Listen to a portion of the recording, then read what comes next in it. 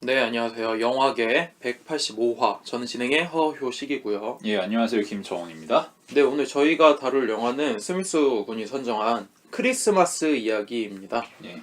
저희 방송이 나올 때쯤 거의 크리스마스 분위기가 날 때쯤이죠. 모레면 크리스마스죠. 네, 저희가 지금 이틀 전에 녹음하고 있으니 예. 분위기와 어울리는 영화를 선정하지 않았나 생각해봅니다. 예. 영화계를 2014년부터 하면서 네. 크리스마스를 지금 5번째 맡고 있는데 크리스마스 영화를 한 번도 다룬 적이 없더라고요. 아, 그러네요. 예.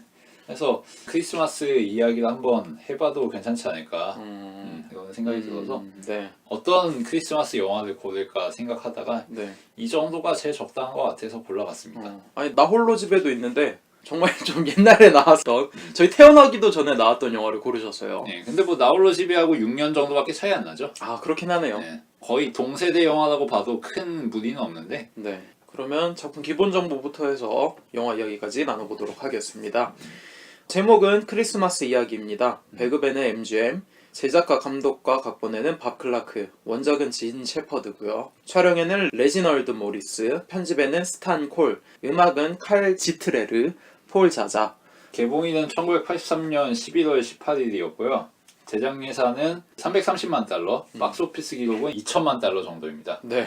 사실 박스오피스 기록보다는 나중에 TV나 네. 비디오 등으로 흥행을 더 많이 했고 네. 뭐 크리스마스에 대한 이런 홀리데이 무비들이 대부분 그렇긴 합니다. 아무래도 이런 영화들은 절기의 순환에 영향을 크게 받다 보니까 나중 돼서 TV에 나오기 좋은 그런 특성이 있잖아. 그렇죠. 뭐 애초에 기획도 그런 식으로 하는 거고 그래서 극장 성적보다는 차후에 TV에서 먹히느냐 안 먹히느냐가 더 중요한 그런 영화들이라고 할 수 있죠. 그렇죠. 성탄절마다 나홀로 집에를 찾듯 예. 그렇게 찾는 거죠. 그렇죠. 그리고 트리비아를 몇 개 말씀드리면은 이 영화는 나레이터의 회상으로 진행되는데 네. 나레이터의 목소리는 진 셰퍼드고요. 이 영화의 원작인 In God We Trust라는 소설을 쓴 사람이죠.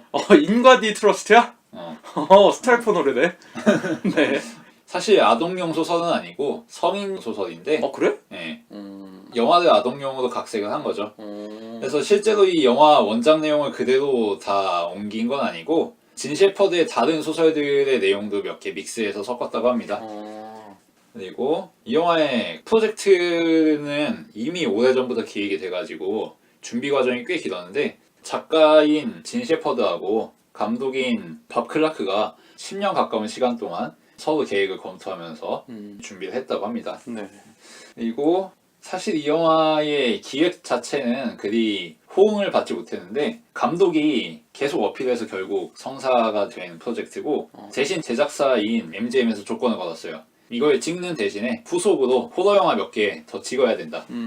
그래서 그걸 조건으로 성립이 된 거고 이것도 원래 그냥 거래가 된 게 아니고 그 전에 감독이 포키라고 하는 이 상업 영화를 히트시켜가지고 그 공로도 인정받아서 이 영화를 만드는 허락을 받은 거였죠. 네.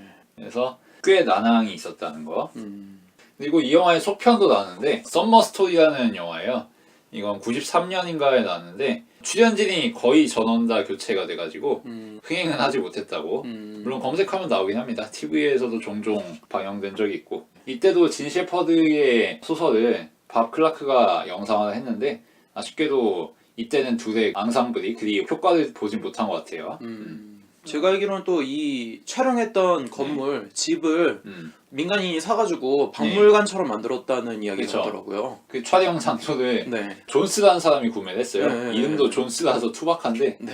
여튼 이 사람이 구입을 해서 관광지로 네. 팔아먹고 있다고 하죠. 네. 지금도 계속 전시를 하고 있다고 네. 뭐 그런 얘기를 들었습니다. 그리고 이 영화는 앞서 이야기했듯이 11월 18일 그러니까 추수감사절 시즌에 영화가 나왔어요. 그래서 그 텀 사이에 이제 영화가 내려갈 때가 된 거지. 그래서 대부분의 극장에서는 정작 크리스마스 시즌에 이 영화를 상영하지 않았고 몇몇 극장에서 크리스마스 시즌인데 크리스마스 영화 걸어야 되지 않겠냐 라고 항의를 해서 그런 극장들만 소수 영화를 상영했다고 합니다. 네. 그래서 사실은 추수감사절 때 다들 본 영화라는 거. 그리고 원래 아버지 역의 배우로 캐스팅 고려된 게 잭 니콜슨인데 네. 잭 니콜슨도 이 배역에 관심이 많아서 연락을 하고 그랬다고 해요. 근데 감독은 모르는 사이에 이 일이 처리가 됐고 결과적으로는 잭 니콜슨이 아니라 데런 맥가빈이라는 배우가 선정이 됐죠. 네. 감독이 나중에야 이 일을 알고는 뭐 어차피 잘 됐다. 잭 니콜슨 쓸 거면은 제작비가 훨씬 올라가니까. 그리고 데런 맥거빈이 연기를 원체 잘해서 만족을 한다. 뭐 이런 이야기를 밝혔습니다. 네. 그런저런 재미있는 이야기들이 있습니다. 그러면 감독부터 해서 출연진까지 소개시켜 드리겠습니다. 감독에는 밥 클라크예요. 예, 감독은 밥 클라크고요. 이 사람은 원래 미식 축구 선수를 준비하던 사람이에요. 오. 그래서 장학생으로 대학에 들어갔고 거기서 쿼터백을 했는데 나중에 진로를 틀어서 마이애미 대학에서 연극을 공부했다고 합니다. 그래서 NFL 제안을 거부하고 영화 연출가의 길을 걷게 되었죠. 잠시 세미프로 정도는 한 적이 있어요. 그 정도로 유능한 선수였고 상당히 재능 있는 스포츠맨이었다고 하죠. 네. 그렇게 해서 마이애미 대학에서 졸업을 하고 1970년대 초부터 영화 경력을 이어나갑니다. 네. 그때 호러 무비부터 찍기 시작했고 상업 영화로 처음 데뷔한 거는 1972년에 Children Shouldn't Play with the Things라는 영화입니다. 아이들은 죽지 말아야 이런 뜻이죠. 이 영화는 시각적으로는 호러인데 영화 정서 자체는 코미디에 가까운 다크한 영화라고 합니다. 네. 기본적으로 고용 감독이었고 수십 년 동안 제작사와 배급사에서 주문하는 영화를 그냥 프로로서 찍은 그런 감독이라 감독의 스타일이나 일관성 이런 걸 이야기하기는 어려운데 어쨌든 40년 가까운 기간 동안 쉬지 않고 영화를 찍었고 안타깝게도 2006년에 교통사고로 사망을 했습니다. 아이고. 그 직전까지는 계속 영화를 만들었죠. 네. 참고로 이 교통사고는 음주운전자에 의해서 발생했고 그때 감독뿐만 아니라 감독의 아들도 같이 죽었다고 하죠. 뭐 감독 전작을 사실 본 게 없어갖고 뭐 얘기하기가 좀 어렵네요. 예, 대부분 TV용 영화들이고 혹은 팝콘 무비들 그런 스타일이라 크리스마스 스토리만큼 흥행한 건 없긴 하죠. 다음으로 배우들을 스미스 군이 소개시켜 주겠습니다. 예, 주연은 피터 벨링슬리고요. 네. 1971년생이고 랄피 파커 역을 맡았습니다. 네. 배우로서 족적이 그렇게 화려하진 않아요. 대부분 단역이나 혹은 망한 영화 조연들이나 네. 뭐 그런 식으로 끝났는데 대신 프로듀서가 돼서 이제 아이언맨을 참여하기도 하고 네. 그래서 잘 들어보면 아이언맨의 크리스마스 스토리 관련된 비화 같은 게 나오기도 합니다. 그리고 미즈 파커 역, 랄피의 어머니 역할은 멜린다 딜론이 맡았는데 네. 이분은 미지와의 조우로 유명하죠. 미지와의 조우에서도 외계인이 도래할 것을 체감하는 그런 아이의 어머니로 나오는데 그때가 경력의 황혼기였죠.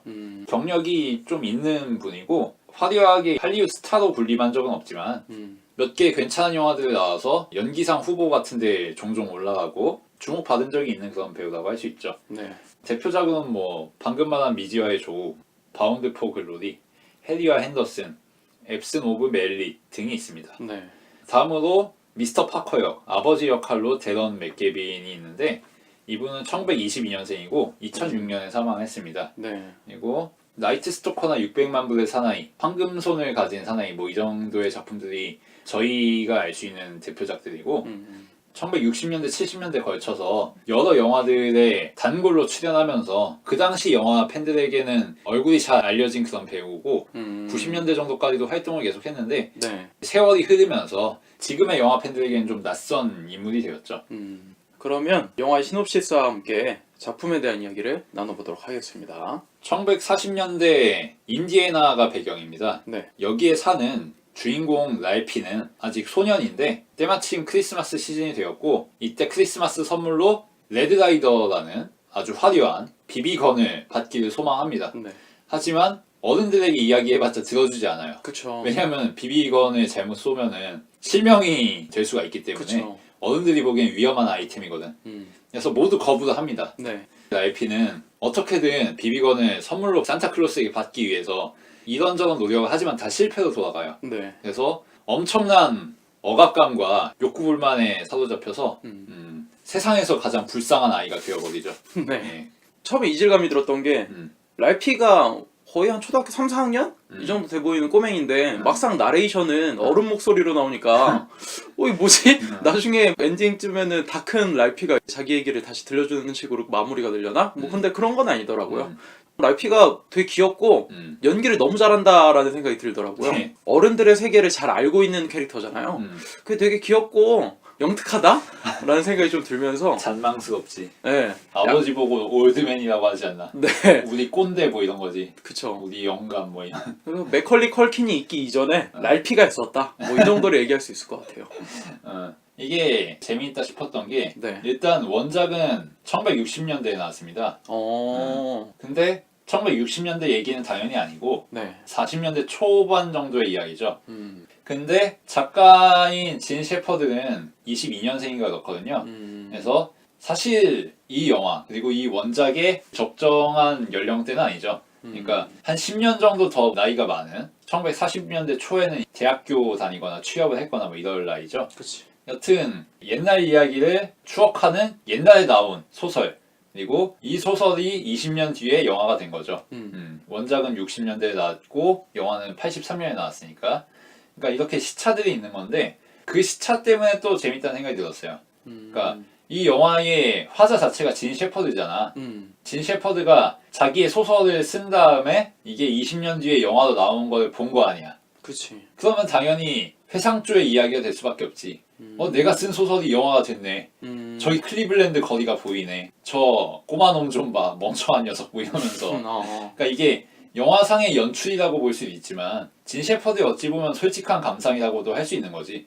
실제로 진 셰퍼드는 자전적인 이야기로 소설을 쓰기로 유명한 사람이거든. 이 영화에 나오는 친구들의 이름도 실제로 진 셰퍼드의 어린 시절 친구들이었다고 해요. 다만 이제 연대가 한 10년 정도 차이 날 뿐이지. 네. 그러니까 대부분 자기 어린 시절 이야기고 그거를 자기가 소설로 써오면서 라디오 프로그램 같은 데서 이야기하던 사람인데 이게 영상화된 거를 처음 본 거지. 그러니까 물론 자기 자신을 연기하는 피터지만 자신 본인은 아니지만 자기 옛날 생각이 될 수밖에 없지. 백문이 불여일견이라고 자기가 소설로 직접 쓴 거하고 남이 걸 영화로 만들어준 걸 보는 건 또 느낌이 다르잖아. 그 점에서 그런 시대적인 차이 그리고 내레이터 본인의 느낌 이런 거에 대해서 이야기해 볼 수 있을 것 같고 배경이 되는 1940년대 초의 인디애나 이야기를 잠깐 하면은 네. 여기는 5대5 연안이죠. 그러니까 5대5 연안. 네. 미국하고 캐나다 동부 사이에 커다란 호수 5개 있잖아. 네. 이 5대5는 1940년대만 해도 황금기였어요. 당시만 해도 미국 제조업이 세계에서 제일 잘 나가던 미국이 세계의 공장이던 시절이기 때문에 물건 세계로 다 팔아먹고 그 돈으로 미국인들이 먹고 살던 그런 시기지. 물론 본격적인 경제 부흥은 1950년대에 완비가 되고 1940년대는 아직 고도로 성숙하진 않았던 시기라고 할 수 있는데 어쨌든 미국이 경제적으로 넉넉했던 시기죠. 30년대 대공황을 수습을 하고 고도 성장의 길을 걷는 네. 그런 과도기적 시기라고 할 수 있는데 그래서 보면은 랄피의 아버지도 보일러 일을 하고 있었잖아. 그게 자연스러운 게 이 동네는 다 철강이라고 석유이라고 석탄 산업 이런 거 있고 그런 걸로 한창 호황 누리고 미국에서 가장 잘 사는 지역이 시절이고 뭐 이런 때니까 아버지가 보일러 수리하고 제조하고 이런 거는 자연스러운 거야. 그런 환경에서 가장 전형적인 노동자인 거지. 미국의 서민 아버지. 네. 그래서 이 영화를 보면은 흑인이 거의 안 나와요. 그쵸. 왜냐면 이 시절에는 러스트벨트라든지 그러니까 5대5 연안이라든지 이런 데에는 흑인이 거의 없던 때거든. 아직은 대부분 남부 살던 때였어. 물론 19세기만큼 흑인들이 북부에 없던 시절은 아니지만 어느 정도 이주를 하긴 했지만 그래도 절대적으로 인구수 자체는 백인들이 훨씬 많았지. 그래서 이 당시 인디애나 옆에 있는 오하이오의 클리블랜드 같은 경우 그 당시 인구를 보면은 백인이 90% 정도 흑인은 이제 10%가 채 안 되는 그런 인구 분포를 보일 때였죠. 네. 한마디로 뭐냐 백인들끼리 동질적으로 몰려 살던 그런 우리 행복한 날 그의 겨울은 따뜻했네 뭐 이런 시대라는 거지. 우리들의 축제 약간 이런. 그리고 보면은 또 재밌는 게 물론 어느 정도 교회화가 진행되어 있고 다운타운은 따로 있긴 하지만 지금 미국처럼 교외 지역과 도심지가 아주 멀리 떨어져 있지는 않단 말이야. 영화에서 말하는 톤을 봐도 어느 정도 인접한 동네에서 산다는 그런 느낌이 나지. 그치. 이게 앞서 이야기한 것처럼 제조업이 한창 번성할 때고 거기 사는 사람들 다 일자리 가지고 공장 노동하면서 벌어먹고 살고 흑인들 거의 없던 시절이니까 사람들이 그렇게 도심에서 멀리 살지 않는 거야. 맘만 먹으면 편하게 왕래할 수 있는 그런 정도 거리에 사는 거지. 그러다가 이 시기가 지나가고 1950년대, 60년대, 70년대가 되면은 흑인들이 점점 유입이 많이 되고 도심은 노후화되고 미국 제조업은 아시아라든지 제3세계 국가들에 의해서 경쟁력에 밀려서 특히 일본 제조업 경쟁력이 많이 밀려서 점차 사양 산업이 되기 시작하지. 네. 그러면서 미국 중산층이 붕괴되기 시작하고 네. 그러면서 도심에는 이제 흑인들 바글바글한 거야. 그러니까 여기서는 더 이상 못 살겠다 하고서 교회에 나가서 사는 그런 백인들이 늘어나는 거지. 그래서 지금도 보면 교회는 백인들 살고 도심에는 흑인들 살잖아. 교회는 화이트 칼라스러운데 도심지는 그 시의 가장 중심에 있는데도 찌글찌글하고 네. 뭐 그런 게 있죠. 뭐 사실 한국도 어느 정도 그렇긴 하지. 종로나 동대문 같은 데 가면은 네. 엄청 옛날 분위기다 하고 네. 돈 좀 있으면 신도시 가서 살고 뭐 그런 것처럼 음. 그런 지역 분화, 중산층의 붕괴 이런 게 일어나기 전에 소박하던 시절인 거지. 그만큼 마음속의 고향으로 이 시절을 여기는 사람들이 많은 거고. 그래서 좀 더 낭만적인 크리스마스 스토리가 되는 게 있죠. 그때는 인종 갈등도 없었고 다들 똑같이 살았고 나남 구분 없이 살았고 보면 되게 토속적이잖아. 도회지 살지만 어느 정도 촌스러운 그런 정서가 있단 말이야. 그치, 애들 노는 것도 그렇고. 그리고 심지어 우리 개는 사람들이 물지 않아. 개들이 동네를 수백 마리 막 지나다니는데 아무도 컨트롤하지 않고 애초에 거주지 자체가 구별이 안 돼 있어. 이게 개인 주택하고 뭐 아파트 있고 이런 식이면 개들이 이렇게 못 돌아다닐 텐데 그리고 혹은 국가에서 그런 개들 다 잡아들일 텐데 그렇지 않단 말이야. 아직 도시화가 덜 진행된 그런 시점이라는 거지. 자연 발생적으로 건설된 마을에서 다들 오손도손 몰려 사는 뭐 초코바이처럼 먹으면서 그런 시절이라는 거죠. 그 뒤로 넘어가는 50년대만큼 다들 부유하진 않지만 네. 소위 사람 냄새 난다는 네. 그런 정서가 좀 어르신들의 기억 하에 있는 그런 시절이라고 볼 수가 있는데 네. 그런 것들이 영화의 맥락에 잘 드러나고 크리스마스 시즌에 맞는 특성이 아닌가. 크리스마스 하면 한국에서는 여관 가는 날이지만 미국이나 유럽에서는 가족 보는 날이잖아. 그쵸. 칠면조 먹고. 뭐 그런 맥락들이 잘 맞아떨어지지 않나. 네.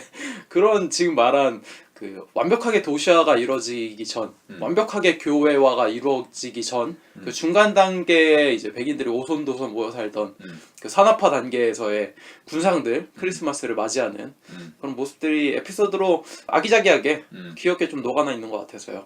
초반에 보면은 아이들이 노는 것도 주인공이랑 그 친구들을 괴롭히는 녀석들이나 엄마가 막내 동생을 감기 걸릴까봐 과보호하려고 팔도 못 내릴 정도로 옷을 꽝꽝 둘러매거나 아니면은 또 차가운 전봇대에 혀를 대면은 이게 붙느냐 안 붙느냐 이런 거 갖고 애들끼리 내기한다든지 그런 것도 아 그때 당시에는 아 과거에 이랬지 하면서 검정 고무신 보듯이 80년대 미국인들이 이 영화를 봤겠구나라고 하는 생각이 좀 들더라고요. 이게 40년대 인디애나 스토리인데 어떻게 보면은 그 90년대 한국스러운 그런 구석이 있죠. 이게 태평양 반대쪽이고 시대가 완전 다른데 왜 개들 동네 돌아다니면서 사람들 괴롭히고 이런 거 네. 우리 개는 안 물어요 이런 거 다 90년대 있던 풍경이잖아. 그쵸. 그렇게 옷을 꽁꽁 둘러매가지고 학교 가서 굴러다닌다거나 뭐 그런 것도 한국에서도 익숙한 광경이라고 할 수 있고 네. 마을 커뮤니티 그런 분위기 같은 것도 우리에게 낯선 광경이 아니잖아. 그쵸. 그러니까 물론 한국의 90년대보다 한 7, 80년대 이런 때가 더 적절하게 맞물리는 시기겠지만 아무래도 비슷한 발전 도상에 있던 시기다 보니까 인상이 비슷한 구석이 있지. 굳이 비교하자면 뭐 서울의 달이나 뭐 파랑새는 없다 약간 이런 거랑 비슷하다고 볼 수 있겠나. 그렇지. 네. 그때는 그리고 또 명절도 지금보다 훨씬 삐까뻔쩍했잖아. 명절 하면은 지금 명절 스트레스는 아무것도 아니지. 아 그죠. 진짜 상다리가 부러지지 그 시절에. 제사 지내고 이래야 되니까. 이게 불과 20년 정도밖에 안 되는데 광경이 엄청 크게 변했잖아. 그쵸. 어.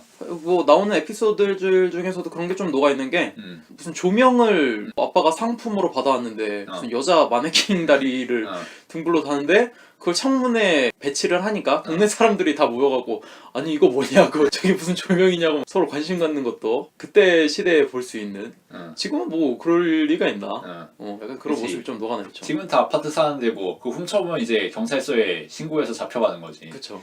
그리고 크리스마스 트리를 사는 장면도 저 시절엔 저랬구나라고 하는 느낌이 좀 있었던 것 같아요. 실제로 나무 바로 사는 뭐 그런 거라든지.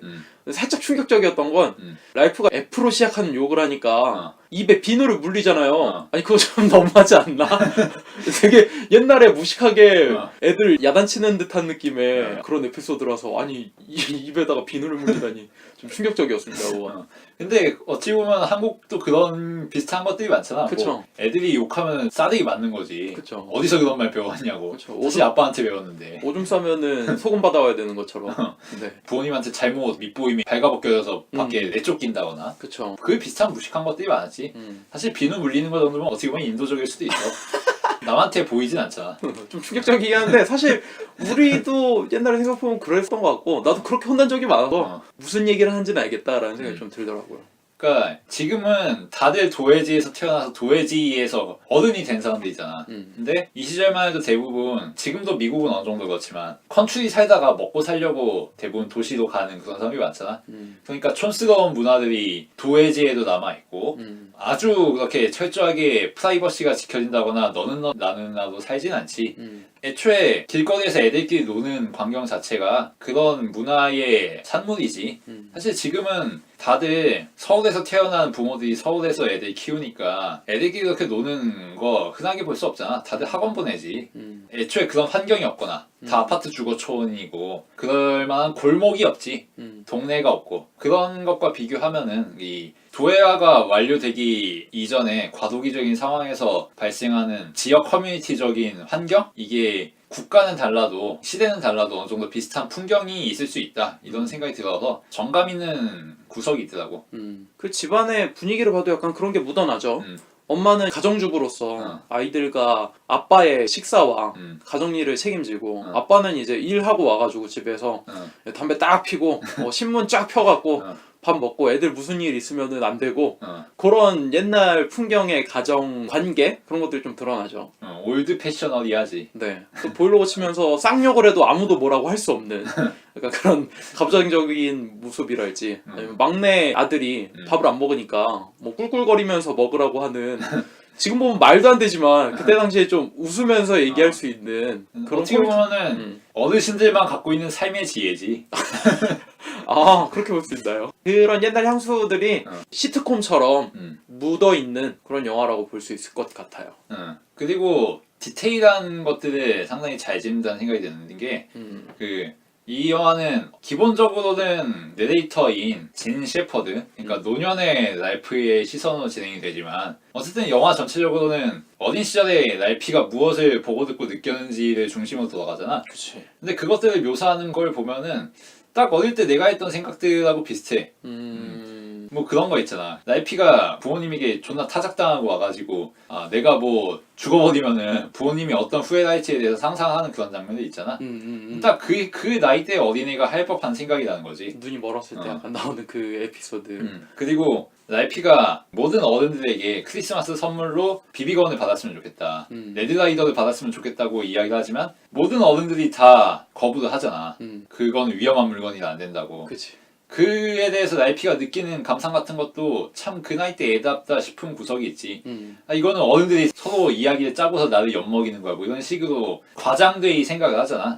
그런 사소한 시선에서 어린애가 그 시점에 가졌을 주관적인 마음, 인상 이런 것들이 잘 드러나더라고. 그리고 동네 양아치를 봤을 때의 느낌이라든가 제일 재밌던 거는 랄피의 친구들이 내기를 하다가 국기 개양대에 혀가 찰싹 붙어버리잖아. 그쵸. 추운 겨울에 혀를 내밀었다가 이제 혀가 붙어버린 거지. 그걸 보고서 선생님이 주범을 색출하려 하지만 혀가 붙은 피해자 녀석이 실토를 하지 않는 바람에 결국 주범을 색출을 못하잖아. 그쵸. 그러니까 선생님이 하는 말이 이 사건은 이대로 묻어두고 가겠지만 선생님의 처벌보다 더 무서운 게 양심의 처벌이라고 이런 이야기를 한단 말이야. 네.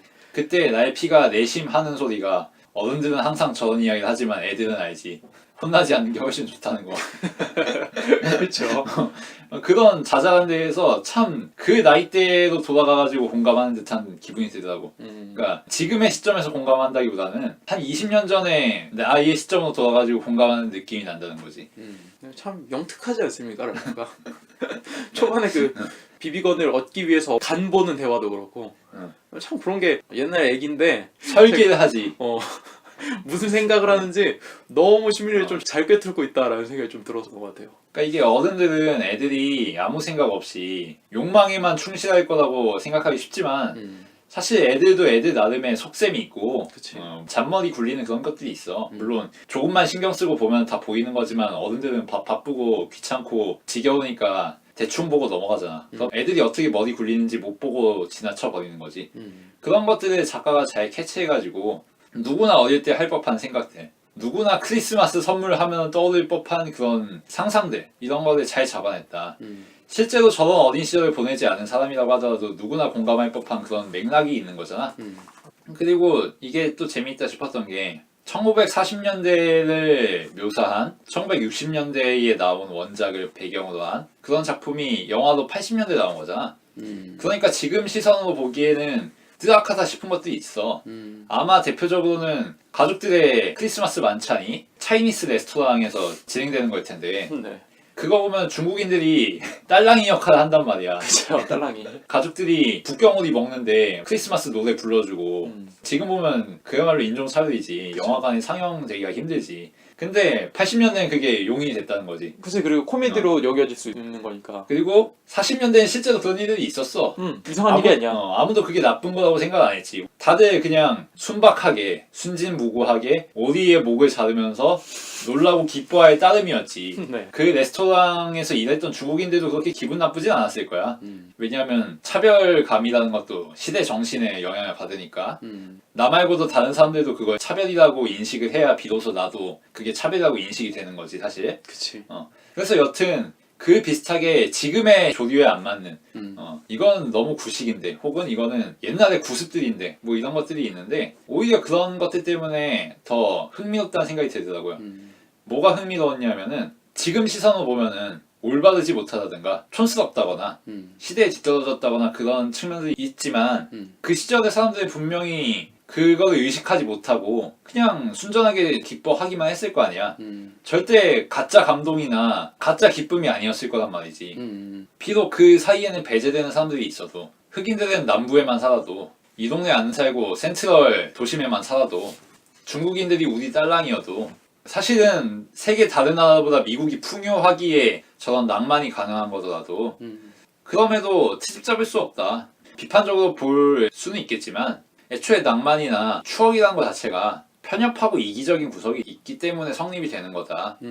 세상 모든 문제에 대해서 열려있고 그걸 다 의식하면은 나의 작은 기쁨에 대해서 순수하게 즐거워할 수 없잖아.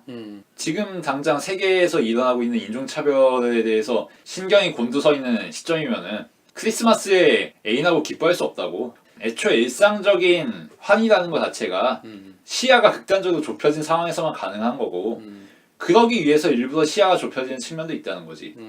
그리고 그게 나중에 티끌없이 깨끗한 애수의 대상으로 남는 거고 그런 점에서 이 영화가 내면의 고향이라는 것의 안과 밖을 잘 보여준다. 지금 시점으로 보기에는 뒤떨어지고 비도덕적인 구석이 있기 때문에 오히려 우리의 낭만은 어떤가 우리의 소망은 어떤가에 대해서도 재점검할 수 있게 해주고 그럼에도 불구하고 낭만은 낭만이다라는 걸 또 이야기해준다는 거. 책작들의 옛날 이야기라고 볼 수 있지만 그러니까 도리어 우리 자신을 점검해 볼 수도 있는 거지. 그러니까 도리어 누구에게나 공평하게 어린 시절이 있는 거다라고 생각할 수 있는 거고. 네. 재밌는 얘기인 것 같아요. 확실히 요즘 와서 보면은 그런 얘기 많이 하잖아요. 둘리 보면 고길동이 보살이었다. 뭐 그런 류의 얘기죠. 나홀로 집에도 사실 알고 보면 맥컬리 컬킨이 악당 아니냐. 그 도둑놈들을 너무 무자비하게 그치. 공격하고 벽돌로 머리까지. 네, 벽돌로 머리 까고 머리 태워버리고 그거 너무 심하지 않냐. 뭐 이런 얘기를 지금 와서 하는 거 보면 과거를 다시 한번 추억해보는 거잖아요. 뭐 그런 맥락에서 이 영화를 다시 한번 곱씹을 수 있는 것 같고 혐오에 대한 그런 것들이 너무 복잡한 마당에 이런 영화를 보니까 참 그런 게 통하지 않던 그 시대라는 생각이 들어서 머리 한번 쉬어가는 시간이다 뭐 그런 생각이 살짝 들기도 하네요. 그러니까 사실 우리의 어린 시절만 해도 지금 추억의 대상이 되긴 하지만 마냥 건전하지만은 않았잖아. 아까 명절 얘기도 했지만 명절 하면은 부도덕한 구석들이 많았지. 모두가 즐겁기만 한 것도 아니었고. 근데 어쨌든 그 순간에 우리가 즐거워했던 거는 팩트잖아. 지금 와서 그때 사실은 잘못됐지라고 이야기를 할 수는 있지만 그 시절에 어떤 감정을 느끼고 소망을 느끼고 했던 것들이 바뀌지는 않는단 말이야. 그거는 부정할 수 없는 실존했던 과거인 거지. 그런 점에서 우리의 소망이라는 것 자체가 원래 촌스러울 수밖에 없고 부도덕할 수밖에 없다. 그리고 극 중의 인물들이 그걸 사실 모르지 않아요. 그게 부당하다는 걸. 그렇지. 그 랄프가 중간에 그런 독백을 하죠. 엄마는 따뜻할 때 밥을 먹은 적이 한 번도 없다. 라고 하면서 그 나레이션이 끝나자마자 자기도 뭘 달라 그래. 엄마가 이제 밥을 먹으려 그러니까. 지금 와서 보니까 잘못된 건 맞는데 그때 당시에 그게 잘못된 건지는 몰라. 그냥 엄마는 그냥 뭐 따뜻하게 밥을 못 먹는 그냥 역할을 하는 사람이구나. 그렇지. 어머니는 물고기 대가리가 제일 맛있으신 거지. 그치 그냥 그렇구나. 근데 생각하고 보니까 그게 참 희생이었구나. 지금 와서야 느끼는 거고. 그때 당시의 감상 그 자체, 그 당시의 순간 자체를 보여주는 거기 때문에 그것을 뭐 반성해야 될 우리의 뭐 치욕스러운 역사랄지 부당한 그때의 현실을 고발하는 거라든지 아예 그런 뉘앙스가 아니잖아. 그런 것까지 녹여있는 것을 보면은 그 순간만의 순수한 감정만을 되게 잘 보여준다라는 생각이 들어서 이게 결국은 아동 영화고 크리스마스 영화인데 어른의 시선으로 보면 안 된다는 거지. 그리고 우리의 주관적인 시점이라는 거는 애초에 철딱서니가 없을 수밖에 없고 그런 점을 이 영화가 잘 건드리는 것 같아서 대표적인 크리스마스 영화로 꼽을 수 있다고 생각합니다. 그리고 지금까지 얘기한 게 사실 주제의식으로 나타나 있습니다. 결국 라이프가 얻고 싶은 건 비비탄 총이었죠. 지금에서도 봐도 이건 위험해요. 초등학교 3, 4학년짜리가 갖고 놀기엔 너무나도 크고 너무나도 위력이 강해요. 그런데 비비건을 갖고 싶다는 얘기를 다른 사람한테는 다 해도 아빠한테는 안 했거든요. 아빠는 당연히 안 해줄 거니까. 근데 정작 사주는 사람이 아빠다. 그리고 엄마가 물어보죠. 아니 애 위험하게 왜 비비건을 왜 사줬냐. 나 때도 저랬다. 그치. 저게 맞는 거다. 저 때는 저래야 된다. 라고 이야기하죠. 그걸 지금 와서 진 셰퍼드의 느낌으로 보면 저 때는 사실 지금의 관점으로 보면은 전혀 PC적이지 않고 엄마는 집에서 고생만 하고 있고 아빠는 집에서 하루 종일 욕지거리를 해도 자기 아들이 퍽이란 말을 입에 담으면 비누를 물려버려야 되는 그런 시대인데 그게 잘못됐냐? 아이 뭐 잘못된 건 뭐 그거 무슨 뭐 잘못다 그러고 뭘 반성을 해. 그걸 지금 와서 미안하다 그래. 그땐 그거고 그때 그런 사람들 그냥 그렇게 살았던 인간 군상들인데 그치.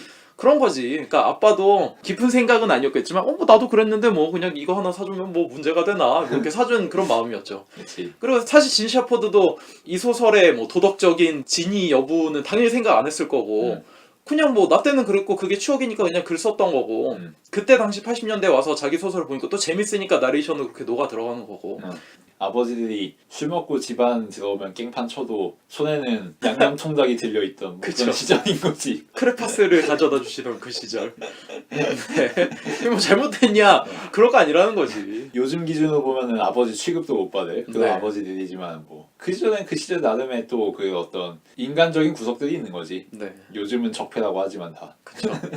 그럼 슬슬 마무리하면 좋을 것 같은데 네.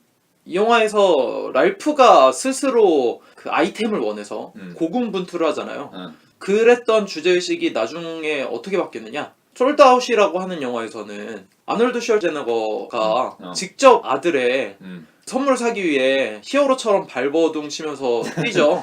그때 시대의식은 그렇게 바뀐 거야. 그리고 뭐 90년대 남아선 뭐 맥컬리 컬킨이 둘리가 악당 혼내듯이 컬킨이 악당 혼내는 거고 그 이후엔 솔드아웃처럼 뭔가 아빠가 영웅이 돼갖고 집에서 욕지거리 하는 아빠에서 아들 아이템 가져다 줘야 영웅으로 바뀌어야지만 이제 우리 아빠 최고 약간 이런 아빠 힘내세요가 되는 그런 시대로 점점 바뀌지 않나 라는 생각이 들고 지금의 크리스마스 상은 어떻게 봐야 될까라는 생각이 좀 들기도 합니다. 뭐 나홀로 집에도 시대적인 맥락이 있지. 그거 보면은 교회 중산층 이야기잖아. 그러니까 다들 멀찍이 떨어져 살고 소외된 빈민들이 영화에 진 히어로로 나오고 전 가족이 애를 혼자 남겨두고 여행 떠나는 것도 영화적인 상황이긴 하지만 사실 말이 안 되는 건 아니야. 그렇죠. 여행 가는 게 뭐가 대수야. 맞벌이 하느라 애 집에 두는 게 일상인데 요즘. 그런 시절이지 사실. 그치. 크리스마스 스토리에서는 애가 밥을 안 먹으면 먹을 때까지 달래는 게 그 시절이었지만 음. 이제는 빨리 크리스마스 되면은 놀러 가야 된다고 가족끼리 뭐 그런 시대상들이 좀 보이는 것 같아요. 음. 저도 사실 이 영화 보면서 좀 과거의 저의 모습이 살짝 떠오르는 게 있더라고요. 그때가 제가 5학년 때쯤 됐던 것 같아요. 교회를 다니고 있는데 성탄절 헌금을 하라고 어. 그 전주에 그치. 봉투를 준 거예요. 성탄절 헌금인지 나 기억이 잘 안 나는데 하여튼 봉투를 성탄절 줬어요. 헌금 되지. 그럼 헌금을 좀 많이 담아가야겠구나. 그리고 헌금을 많이 담아서 그 다음 주에 봉투를 들고 가는데 봉투에 막 이렇게 뭐 적는 란이 있는 거예요. 그때 소원을 적었어요. 여기에 랄프가 비비탄 총을 원하듯이 그때 당시에 내가 원하는 소원을 적었습니다. 살 빼게 해주세요. 자전거 사게 해주세요. 공부 열심히 하게 해주세요. 키 크게 해주세요. 그때 당시에 소원들을 막 적었어요. 그러고 예배 가서 이제 헌금 봉투를 냈죠. 그리고 예배가 끝날 때쯤에 광고가 있는데 헌금 봉투를 이제 전도사님이 읽어줬어요. 우리 허유식 학생이 소원 헌금을 드렸네요. 이러면서 거기에 있는 목록들을 예배 끝나고 광고 시간에 읽어주는 거야. 거기 선생님들이 애들이 다 있는데 너무 창피한 거야. 내가 그때 통통하니까 뭐 살 빼게 해주세요. 뭐 자전거 사게 해주세요. 공부 잘하게 해주세요. 막 이렇게 써있으니까. 전사님이 배려가 없었네. 근데 난 그걸 당연히 읽을 줄 몰랐지. 그래서 뭐 상처받았다 그런 건 전혀 아니고 그랬던 추억이 있었는데 그때 당시에 내가 원하던 순수한 것들 있잖아. 그런 마음이 이 영화에 너무 녹여있어갖고 되게 좀 흐뭇하게 보이더라고. 그냥 순수하게 원하는 거니까. 지금은 여러 가지 생각을 하면서 내가 지금 바라는 게 뭘까라고 막 이렇게 막 철학적으로도 생각하게 되고 뭔가 그런 생각이 많았는데 그때는 그냥 그게 세상의 전부니까 그랬던 과거를 추억하면서 본 영화였고 그럼에도 한계가 있는 건 정서는 다르다. 결국 이건 미국에 있었던 40년대를 회상하는 영화인 거고 나는 한국 사람이고 칠면조라든지 아니면 북경오리를 먹는 거라든지 그거는 재미있는 코미디긴 하지만 그렇게까지 나의 인생에서의 추억을 떠올릴 만한 그런 것과는 다른 차원이기 때문에 그런 거는 좀 이질적인 맛이 있다라는 생각이 들었고 3.5 정도로 마무리하면 될 것 같습니다. 분식집에서 사온 컵떡볶이를 동네 개한테 뺏긴 거지. 자빠졌는데 땅에 떨어진 걸 걔네들이 뺏어 먹은 거야. 네.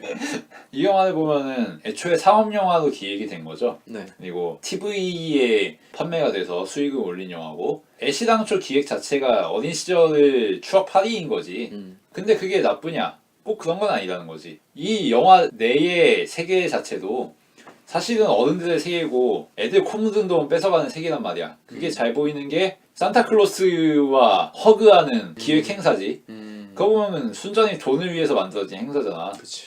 진짜 산타가 아니라 그냥 산타 분장한 한 사람이 애들한테 산타 행세하면서 대충대충 허그하고 집어 던져서 넘어가는 뭐 그런 거지. 네. 심지어 비비건도 안 된다고 하고. 네. 근데 애초에 어린 시절에 그런 소망들이라든가 내가 진짜 원하던 것들은 다 기획 상품이야. 따지고 보면은 우리 어렸을 때 받은 것 중에서 어른들이 애들 코 묻은 돈 노리고 만들지 않은 게 어딨어. 그러네. 포켓몬만 해도 그렇지. 근데 그렇다고 해서 포켓몬을 사랑하던 혹은 해리포터를 사랑하던 우리의 감수성이 가짜냐? 그건 아니라는 거지. 마찬가지로 이 영화는 상업 영화고 추억팔이로 기획된 영화지만 그렇다고 이 영화를 보면서 우리가 크리스마스에 대해 느끼는 감정이라든가 유년 시절에 대한 향수 이런 것들이 가짜는 아니라는 거지. 그래서 추억이라는 거는 뭐냐에 대해서 여러 가지 의미로 잘 대답을 하는 영화라는 생각이 들고 평점을 주자면 3개 반 주겠습니다. 네. 저희가 오늘 다룬 영화 크리스마스 스토리였고 여러분들은 성탄절 어떻게 보내는지 모르겠지만 한 해 마무리 잘 하시고 내년에도 저희 영화계와 함께 신년을 맞이하셨으면 좋겠습니다. 다음 주에는 2018년을 한번 마무리하는 총결산 2018년을 마련해 보도록 하겠습니다. 오늘도 들어주셔서 감사합니다.